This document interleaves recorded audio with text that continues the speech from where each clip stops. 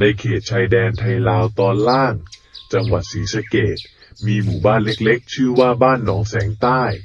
หมู่บ้านที่แผนที่แทบไม่ระบุชื่อไว้แต่สำหรับชาวบ้านในละแวกนั้นต่างรู้กันดีว่าที่นั่นมีบางอย่างที่ไม่ควรถามถึงบ้านหนองแสงใต้ถูกล้อมรอบด้วยป่ายางพาราเก่าต้นยางสูงใหญ่เรียงรายไปตามแนวถนนลูกรังที่ในฤดูฝนกลายเป็นโคลนหนืดและในฤดูแล้งกลายเป็นฝุ่นตลบฟุ้งไม่ว่าจะฤดูไหนความเงียบของที่นั่นก็ปกคลุมไปทั่วหมู่บ้านราวกับม่านล่องหนกลางป่ายางแห่งนั้น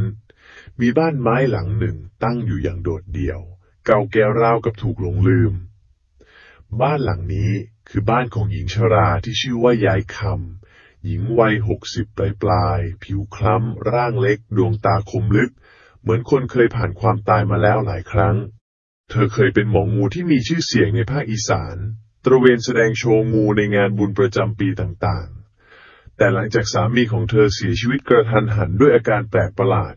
ยายคำก็หายหน้าไปจากวงการโชว์งูและเลือกใช้ชีวิตเงียบๆอยู่ในบ้านป่าแห่งนี้แต่เธอไม่ได้อยู่ลำพังในรังไม้ขนาดใหญ่ภายในบ้านเธอเลี้ยงงูจงอางตัวหนึ่งไม่ใช่งูธรรมดาแต่มันคือสิ่งที่ชาวบ้านเรียกว่าเพลิงนาคางูจงอางขนาดยาวกว่า10 เมตรเกล็ดสีดำสนิทแต่มีลายแซมแดงราวกับไฟไหม้ไม่มีใครกล้าเข้าใกล้ไม่มีใครเคยเห็นมันอย่างชัดเจนแต่ทุกคนรู้ว่ามันมีอยู่จริงมันไม่เคยกัดใครแต่มันก็ไม่เคยยิ้มให้ใครนั่นคือคำที่ยายคำเคยพูดไว้เธอเล่าว่าเจอเจ้าตัวนี้เมื่อ20 ปีก่อนมันบาดเจ็บหนักนอนแน่นิ่งอยู่ข้างแม่น้ำมูลเธอเลือกช่วยมันแทนที่จะฆ่ามันเพื่อขายหนังหรือพิษและนั่นเป็นจุดเริ่มต้นของคำสาบานระหว่างเธอกับงูเธอสาบานว่าจะเลี้ยงมันไปจนวันตายแลกกับการที่มันจะปกป้องเธอจากทุกภัยรวมถึงคำสาปที่ตกทอดมาตั้งแต่บรรพบุรุษของเธอวันหนึ่งในงานบุญประจำปีของอำเภอยายคำตัดสินใจพาเพลิงนาคาไปแสดงอีกครั้งหลังไม่ได้ออกงานมาหลายปีผู้คนมากมายจากอำเภอข้างเคียงแห่กันมาดู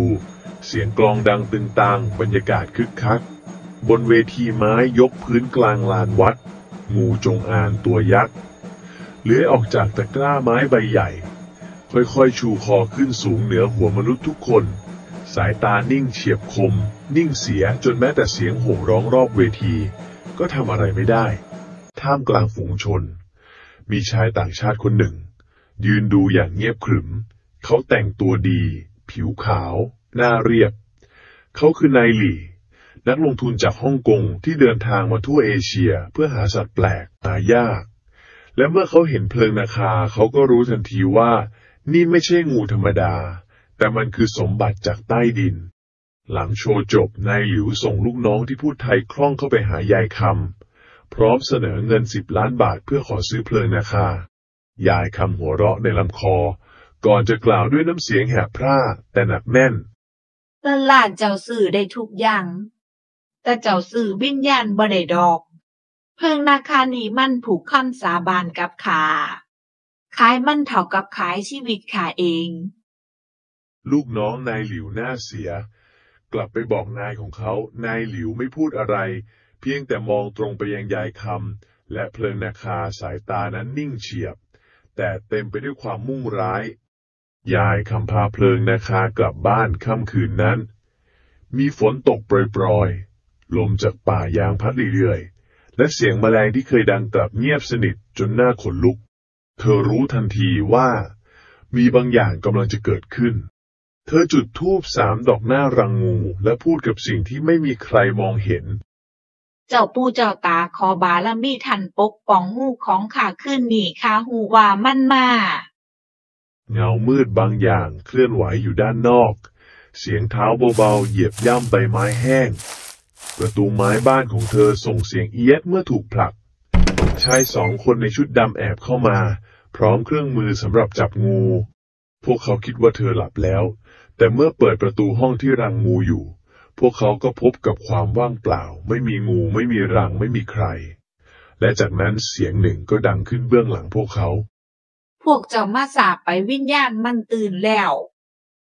จากเงามืดใต้พื้นกระดานเพลิงนาคาเลื้อยออกมาอย่างไร้เสียง คอชูขึ้นสูงตาสีแดงเรืองรองกลางความมืดสองชายผู้บุกรุกกรีดร้องแต่ไม่มีเสียงใดเล็ดลอดออกจากป่าเงียบคืนนั้นไม่มีใครได้เห็นชายสองคนนั้นอีกเลยกล้องวงจรปิดที่ติดไว้ตามทางพบเพียงเงาดำยาวมหึมาเลื้อยผ่านและเสียงสวดแผ่วเบาที่ลอยมาตามสายลมหลังคืนที่เสียงกรีดร้องหายไปกับสายลมในป่ายางไม่มีใครพบร่องรอยของชายแปลกหน้าสองคนที่ลักลอบเข้าบ้านยายคำมีเพียงคำร่ำลือจากเด็กเลี้ยงวัวที่บังเอิญเห็นเงายาวมหึมาเลื้อยผ่านถนนดินในตอนตี 3เขาวิ่งกลับบ้านแทบไม่ทันหน้าซีดเหงื่อท่วมตัวและพูดได้เพียงคำว่ามันไม่ใช่งูธรรมดาหลังเหตุการณ์คืนนั้นยายคำไม่ออกจากบ้านอีกเลยแม้แต่ชาวบ้านที่เคยมาขอให้เธอรักษาอาการป่วยหรือให้ดูฤกษ์ยามก็ถูกปฏิเสธด้วยประตูปิดสนิทผู้คนเริ่มรู้สึกถึงความเปลี่ยนไปในป่ายางบางคืนมีเสียงคู่อย่างงูยาวและเย็นเยียบทั้งที่ไม่มีงูในฤดูนี้บางคนได้ยินเสียงสวดมนต์แผ่วเบาจากกลางป่าในเวลาที่ไม่มีใครควรจะอยู่ที่นั่นข่าวลือแพร่สะพัดมีคนแอบเล่าในวงเล่าใต้ถุนบ้านว่างูของยายคำไม่ใช่งูธรรมดาแต่มันเป็นงูวิญญาณที่ผูกจิตกับมนุษย์ไปแล้วใครไปแตะต้องมันจะตามล่าจนสิ้นลมหายใจกลางดึกคืนหนึ่งแสงจันทร์มืดสนิทไม่มีแม้แสงดาวลมจากป่ายางพัดแรงผิดปกติต้นยางเอ็นไหวเสียงใบไม้ดังคล้ายเสียงครางของคนในบ้านของยายคำเพลิงนาคานอนนิ่งอยู่ในรังไม้แต่แววตาของมันไม่หลับมันจ้องไปที่ผนังบ้านเหมือนรอใครบางคนยายคำจุดเทียนเล่มหนึ่งนั่งลงตรงพรมเก่าใต้หิ้งพระมือของเธอสั่นเล็กน้อยราวกับรู้ว่าคืนนี้จะไม่จบลงง่ายๆถึงเวลาแล้วสินะเธอกระซิบเบาๆเธอหยิบผ้าขาวเก่าแก่ผืนที่ใช้ห่อร่างสามีเมื่อ20 ปีก่อนคลี่ออกและวางไว้หน้ารังงูจากนั้นเธอเริ่มสวดเสียงแผ่วๆบทสวดที่ไม่มีในหนังสือไสยศาสตร์ใดๆเป็นคำโบราณที่เธอเรียนมาจากยายของเธอเองบรรยากาศในบ้านเริ่มเปลี่ยนไปลมหยุดพัดเทียนเริ่มกระพริบและเงาดำบางอย่างเริ่มไหลเข้ามาจากพื้นกระดานเสียงกระซิบดังขึ้นในหูเธอสัญญานั้นยังอยู่หรือไม่ยายคำหลับตาแน่นน้ำตาเริ่มไหลลงมายังอยู่ข้ายังรักษาสัญญาอยู่แต่เขาพวกมันละเมิดก่อนเงาดำค่อยๆรวมตัวกันเป็นรูปร่างของชายชราในชุดขาวผิวซีดดวงตาเป็นโพรงวิญญาณของหมอผีลาวที่สาบานคุ้มครองงูเมื่อ50 ปีก่อนเขาจ้องหน้าของยายคำแล้วกล่าวด้วยเสียงเย็นชาข้าจะคืนคำสาบานให้เจ้าแต่เจ้าต้องเลือกระหว่างชีวิตเจ้าหรือชีวิตพวกมันยายคำเงียบไปครู่หนึ่งมือเธอลูบหัวเพลิงนาคาสายตาเธอสั่นไหวเพียงวูบเดียวก่อนจะกล่าวออกมาเบาๆข้าเลือกลมหายใจของงูมากกว่าลมหายใจของคนที่ไร้สัจจะเงาดำนั้นหัวเราะที่ก้องไปทางบ้านและลึกลงไปในผืนดินบ้านของนายหลิวที่พักในตัวเมืองเงียบสนิทราวกับไม่มีใครอยู่ทั้งที่ก่อนหน้านั้นมีเสียงพูดคุยทั้งคืนเมื่อแม่บ้านมาเคาะประตูไม่มีใครเปิดเธอเปิดเข้าไปและพบเพียงข้าวของล้มระเนระนาดแต่ที่น่าขนลุกกว่านั้นคือบนพื้นห้องมีรอยเลื้อยของบางสิ่งรอยที่ใหญ่เกินกว่างูปกติจะทิ้งไว้และตรงกลางห้องมีเศษผ้าขาวเก่าๆพร้อมอักษรโบราณที่ไม่มีใครแปลได้เขียนไว้ว่าผู้ทรยศต่อพันธจงถูกกลืนโดยเงาที่บ้านของยายคำเพลิงนาคาเลื้อยวนรอบรังสายตามันสงบนิ่งแต่เต็มไปด้วยความหมายที่คนธรรมดาไม่อาจเข้าใจยายคำนั่งหลับตาเสียงสวดของเธอยังดำเนินต่อช้าๆแต่อย่างมั่นคง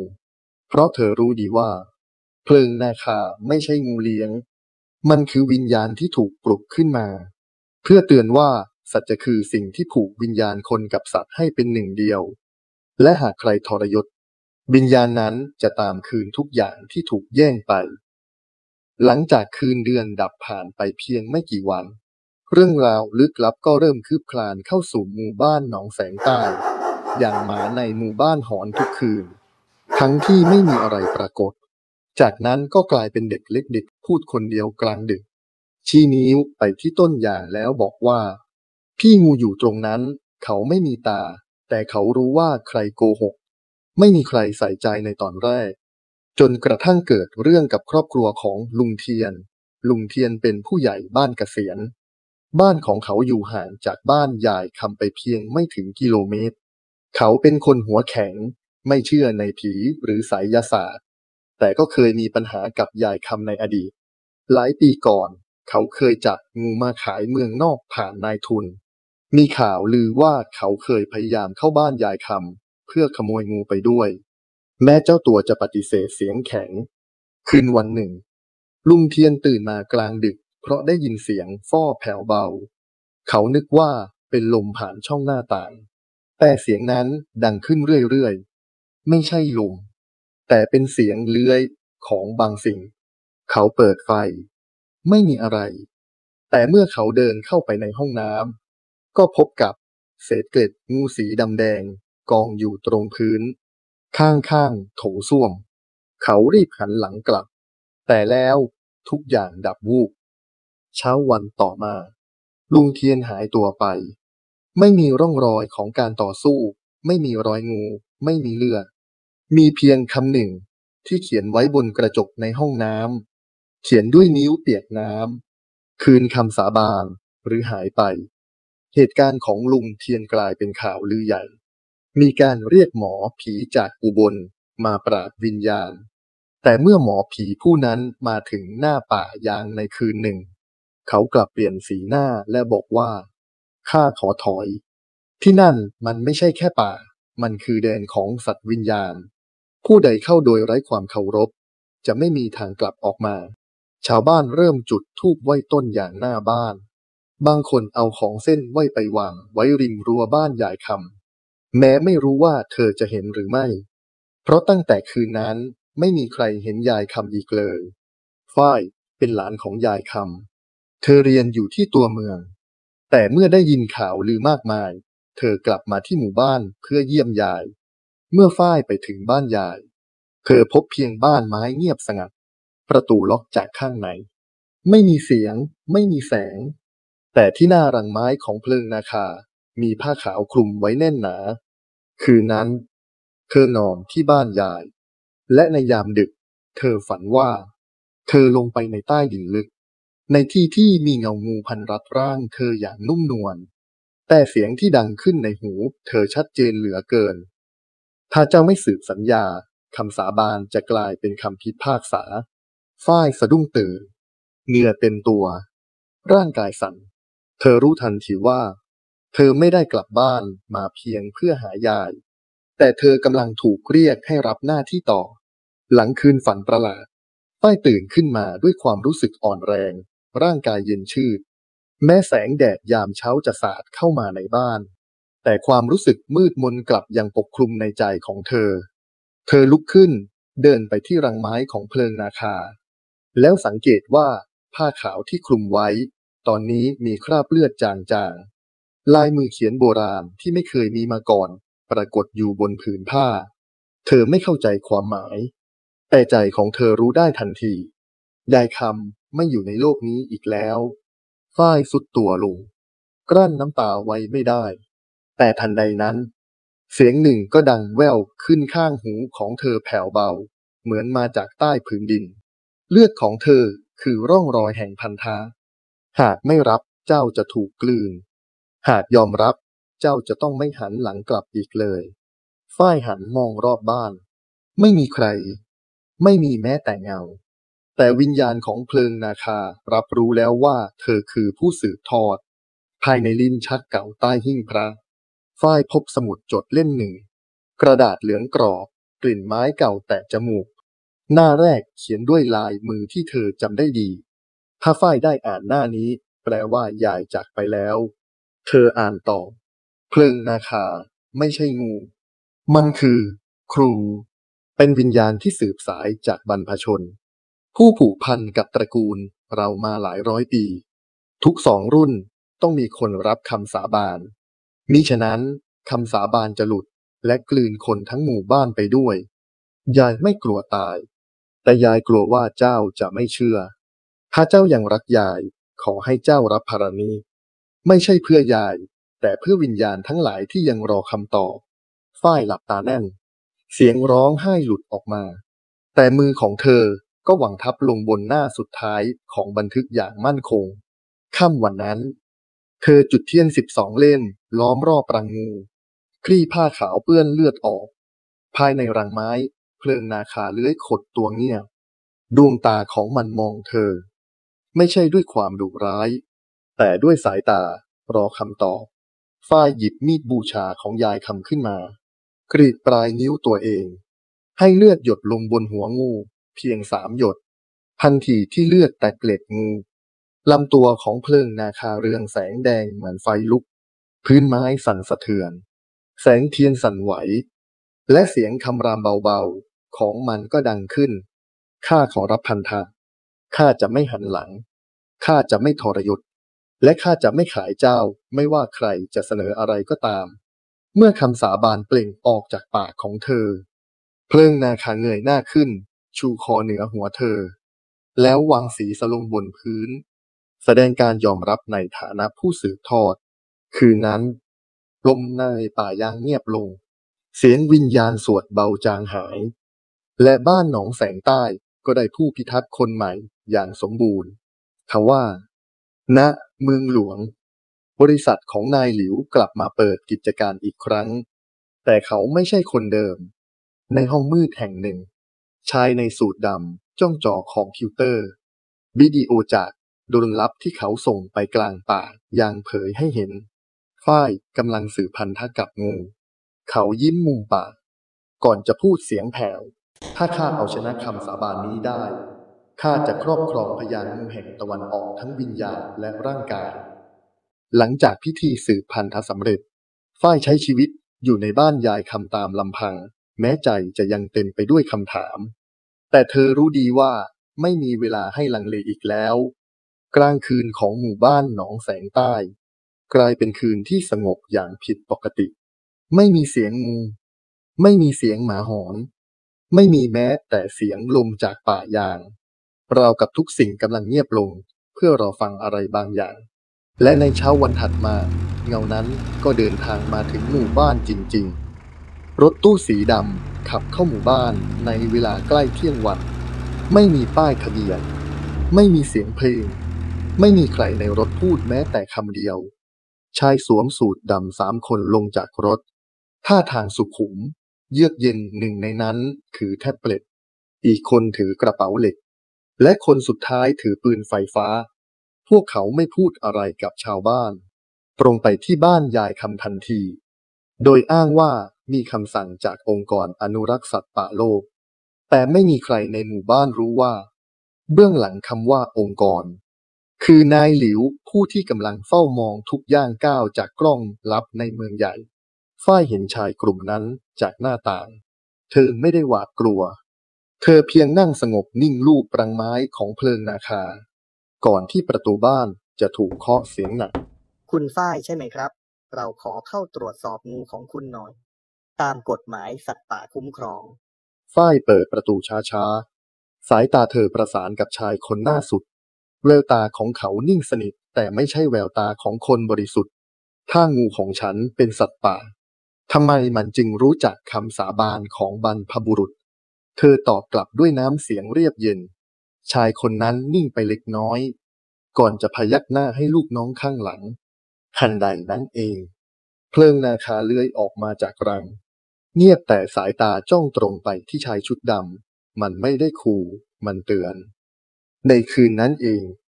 ชายชุดดำ3 คนแอบเข้าไปในบ้านอีกครั้งพร้อมอุปกรณ์ดักจับพวกเขาเตรียมแผนมาแล้วว่าจะสลบงูด้วยยาก่อนนำกลับไปยังห้องแลบของนายหลิวแต่สิ่งที่พวกเขาไม่รู้คือเพลิงนาคาไม่เคยนอนหลับเมื่อชายคนหนึ่งเปิดฝารังไม้ไฟในบ้านก็ดับวูบทั้งหลังเงียบสนิทแล้วเสียงกระซิบก็ดังขึ้น เลือดของคนไม่มีคำสัตย์จะแตกกระจายในเงาไฟแฟลชจากมือถือฉายไปยังรังไม้แต่มันไม่มีงู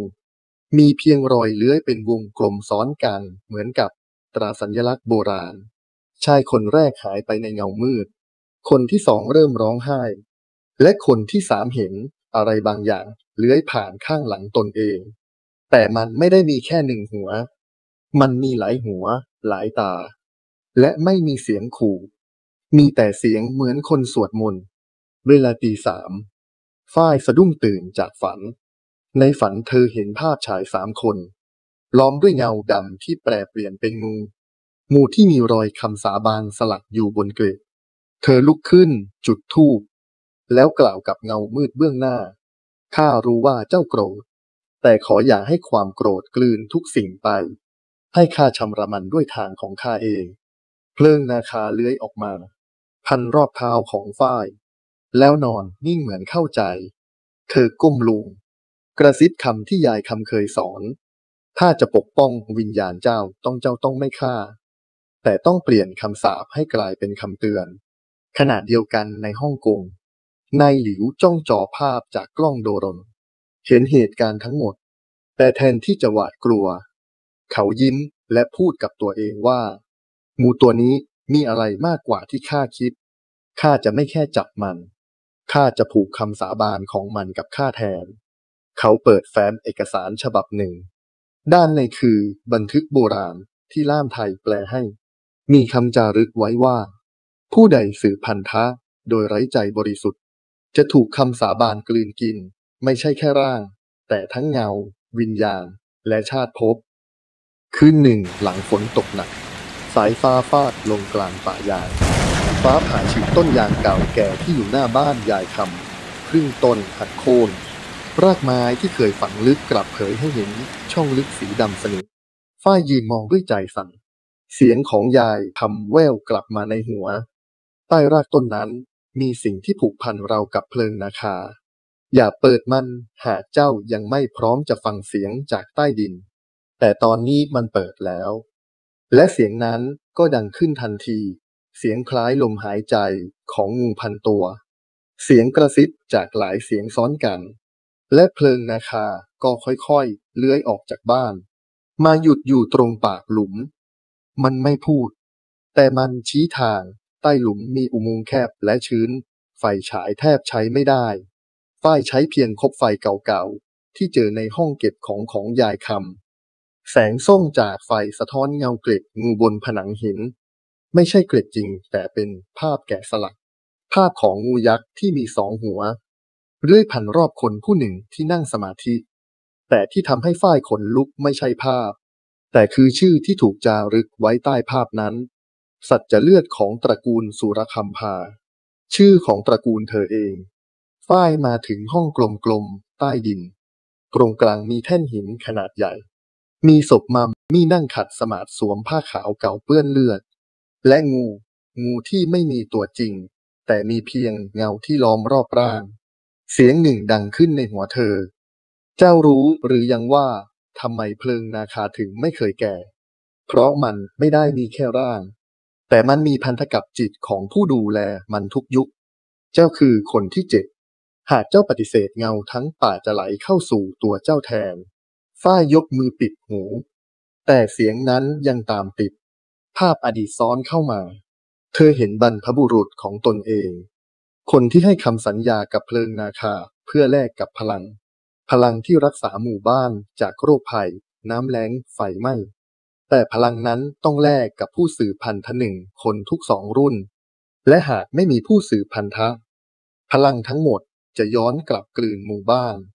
ฝ้ายเห็นภาพสุดท้ายยายคำในวัยสาวยืนอยู่หน้ารังไม้ร่างเต็มไปด้วยบาดแผลและเพลิงนาคาในวัยเด็กกำลังเลื้อยโอบร่างของเธอไว้ข้ายอมแลกเพื่อไม่ให้ใครต้องตายเหมือนพ่อแม่ข้าภาพหายไปแท่นหินเริ่มสั่นเงางูค่อยๆเลื้อยไหลลงจากผนังรวมกันกลางห้องกลายเป็นเงางูยักษ์2 หัวเงานั้นพุ่งเข้าหาฝ้ายรัดร่างเธอไว้เสียงคำสาบานกึกก้องเลือดของเจ้าคือประตูสุดท้ายหากเจ้ายอมรับ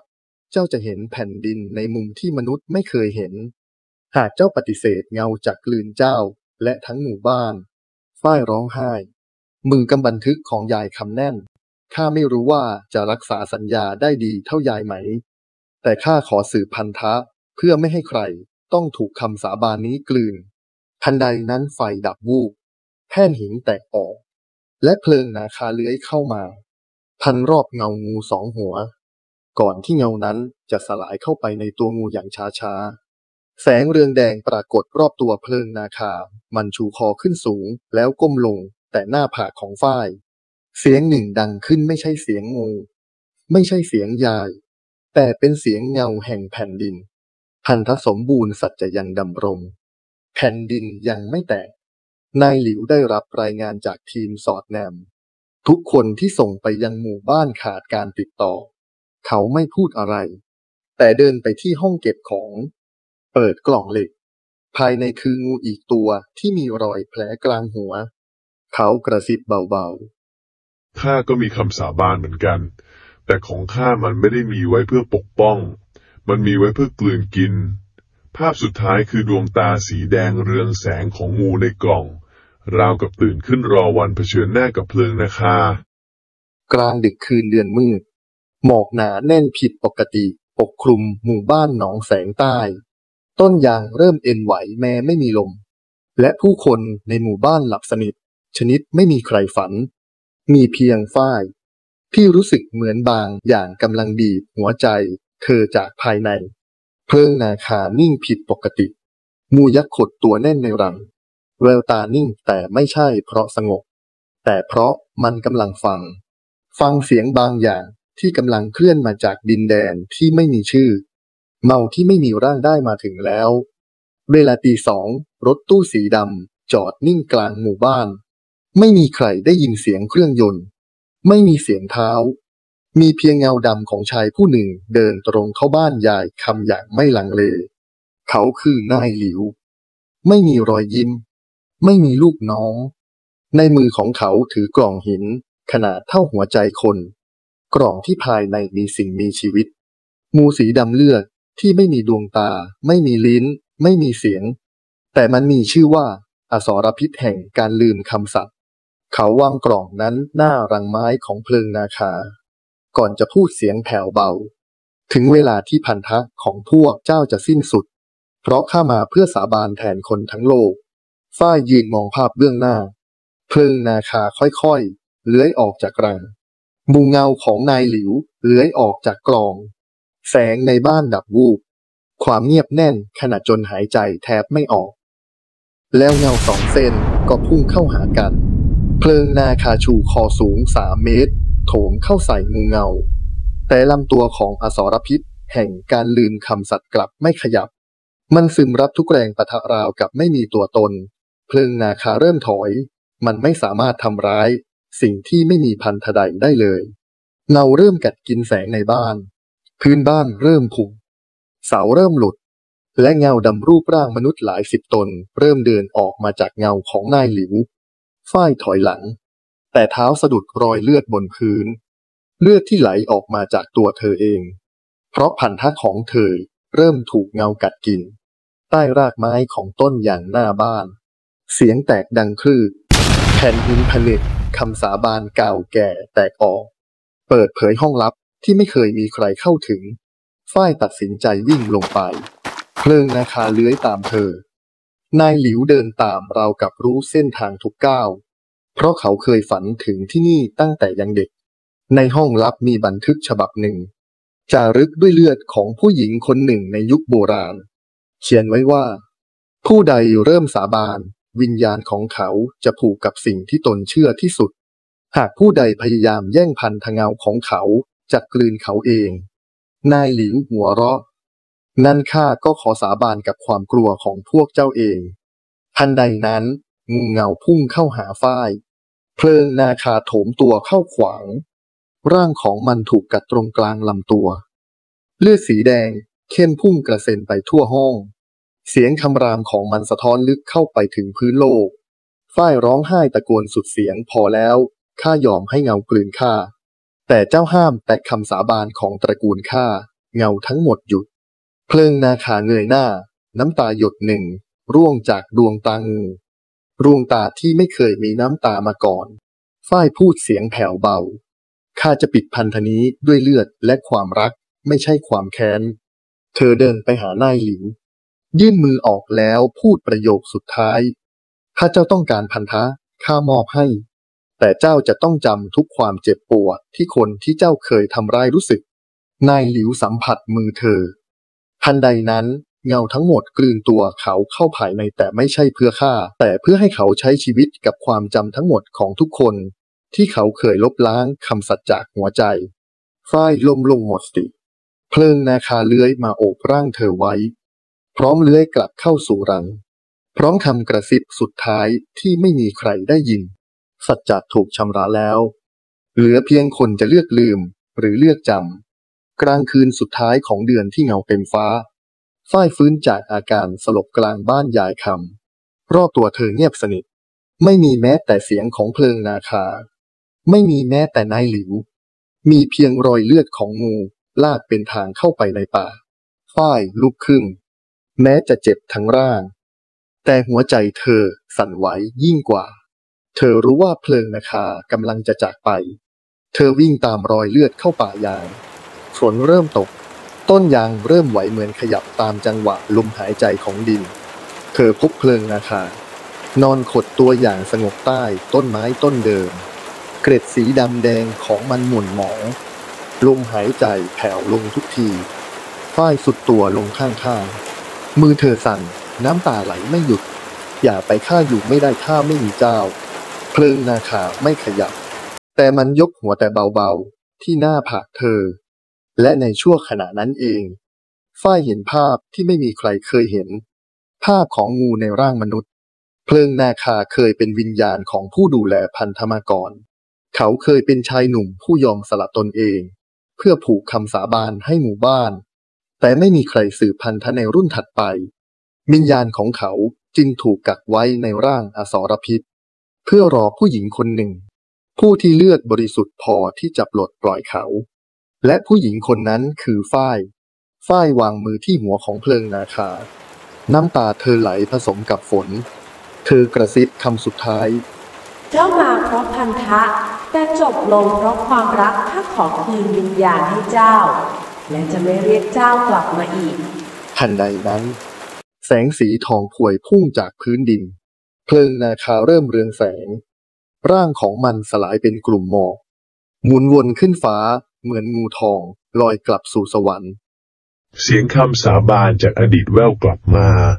ผู้ที่สละเพื่อผู้อื่นย่อมได้กลับบ้านส่วนผู้ที่จำพันธะไว้จะไม่มีวันลืมความเสียสละนั้นเลยเช้าวันใหม่บ้านยายคำปิดสนิทไม่มีใครพบฝ้ายอีกเลยเธอหายไปหลังคืนนั้นแต่ชาวบ้านกลับรู้สึกได้ว่าเงาในป่ายางไม่ได้น่ากลัวอีกต่อไปต้นยางกลับมาส่งเสียงงูในป่าไม่ทำร้ายใครอีกและในทุกวันพระเด็กๆมักจะเห็นหญิงสาวคนหนึ่งนั่งอยู่ใต้ต้นยางใหญ่ยิ้มให้เงางูที่เลี้ยวผ่านคำสาบานอาจเป็นโสดด้วนแต่ความรักคือกุญแจที่เฮ็ดให้พันธะนั้นมีความหมาย